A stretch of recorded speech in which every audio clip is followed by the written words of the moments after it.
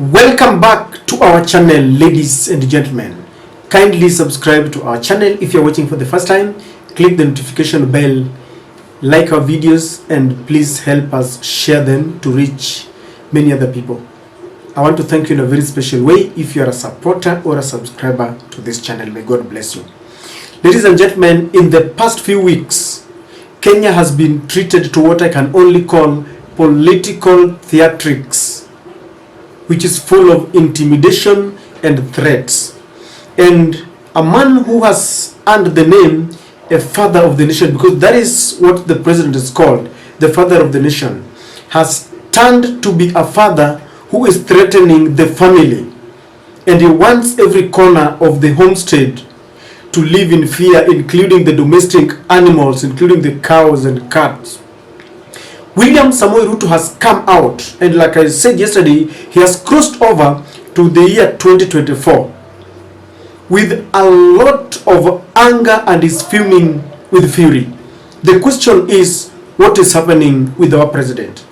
Now, yesterday, he threatened the courts and the entire judiciary in what he termed as an elaborate plan between some scrupulous businessmen, opposition leaders, and he mentioned the former president in cahort with some corrupt judges to sabotage his agenda in housing finance, in the universal health care. And the president said that moving forward, he is not going to listen to the court verdicts.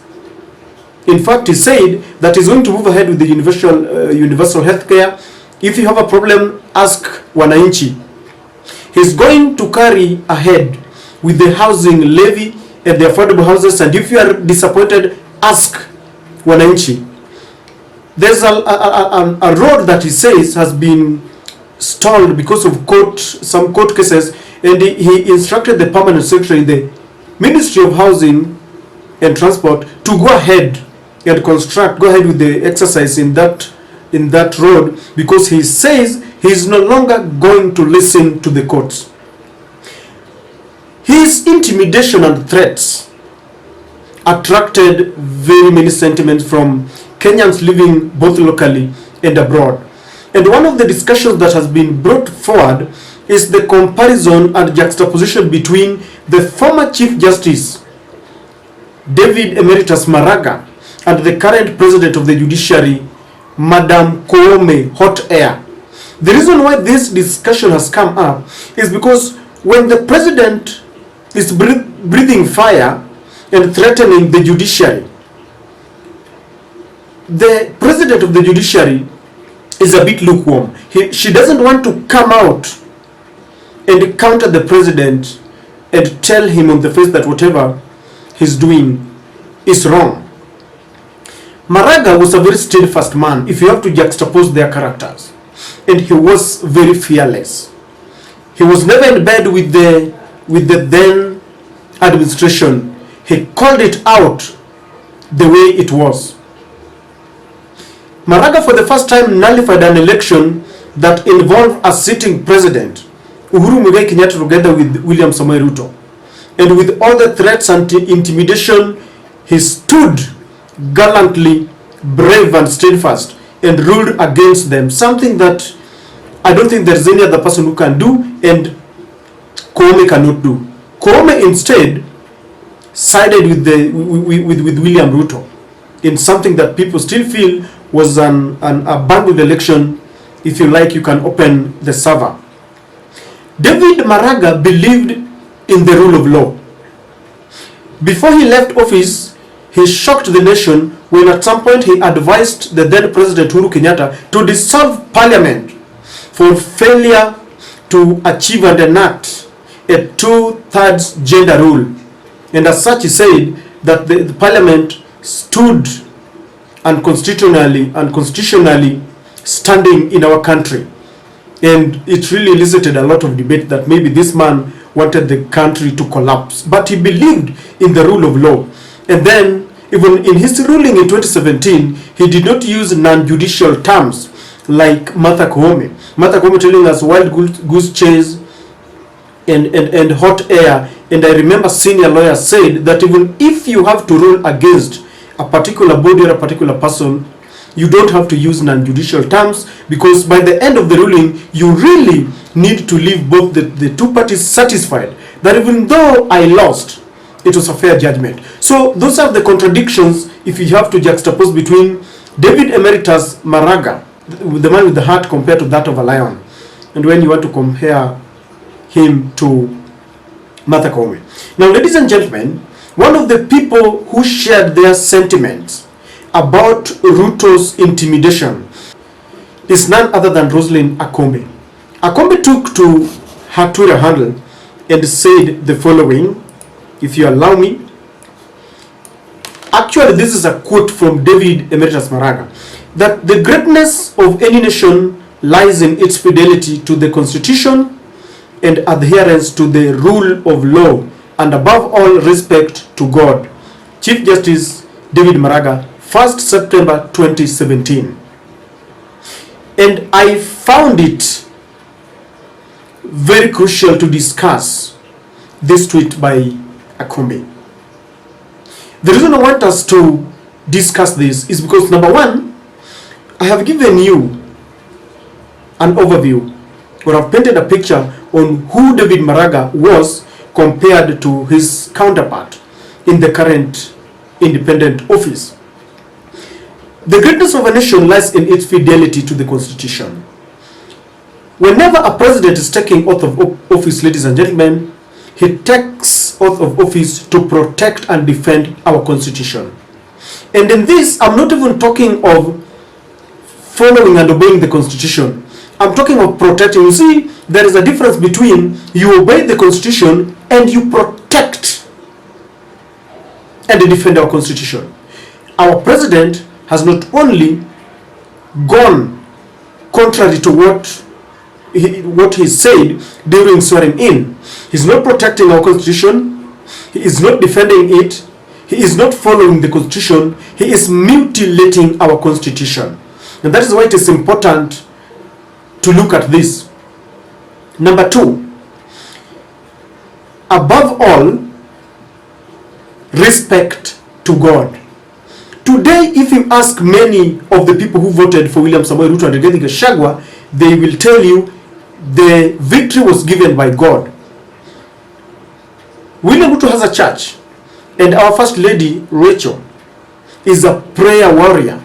At some point, she told us that she was trying to construct a borehole in her home, and the water that was coming out of that borehole was bitter and it was not fit for human consumption. And she prayed for the water, and the water turned into something that can be consumed.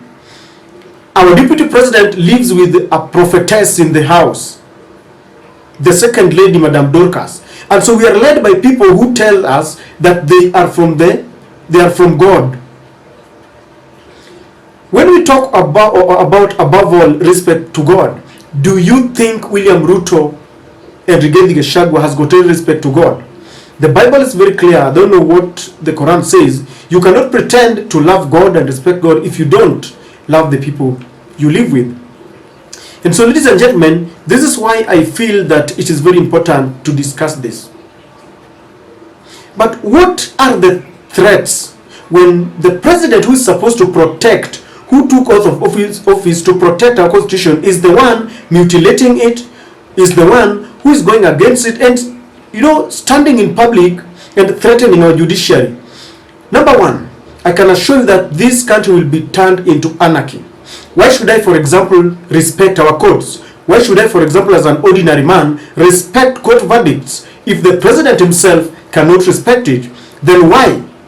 Then I will go against it. And you see, when each and every citizen decides that they are going to go their own way, that is how the country turns into anarchy. Because there will be no respect to our courts, respect to our laws and constitution. Because where I come from, they say fish starts rotting from the head. Once the head is rotten, the whole body shall be rotten. And if the president, who is the head, the number one citizen, cannot respect our courts, then the country, we don't have a country. It is gone. Number two, Kenyans who have already lost faith in the judiciary, will lose, they will continue to losing trust in our courts. And when that happens, I had given you an example that why should I, for example, nikishika mwizi nimpeleke kotini nikijua ataachwa? Because our president is telling us that the court is corrupt. Our very court, which is an arm of the government, is corrupt. Yet we have not seen any of the judges taken to court. I know of the Judge Chitembe, who I'm forgetting the name, was relieved of his duties because some people complained against him. But if you know that there are people who are corrupt, must you generalize the whole judiciary? And must you intimidate in public? The last time I checked, there are mechanisms to follow when you want to deal with corrupt judges. And the president knows this very well. When we lose trust, we will not take people to court. Tutakuwa tunashika mwizi, tunamuua, because our judges are corrupt according to the president. And if the president is asserting to us that we are dealing with a corrupt judiciary, then how do we even move on as a country? He knows that the judiciary is corrupt, and we know that even the executive is corrupt. The other day, a judge told us that the DPP collapsed a case in the Aurora and Kimaret Dam, dereliction of duty. So must we conclude now that the executive is corrupt to the core, stinking to the high heavens, the judiciary corrupt, our parliament is no different? And lastly, ladies and gentlemen, our president is a product of a judicial verdict, the verdict from the courts. The very courts he's telling us that are corrupt.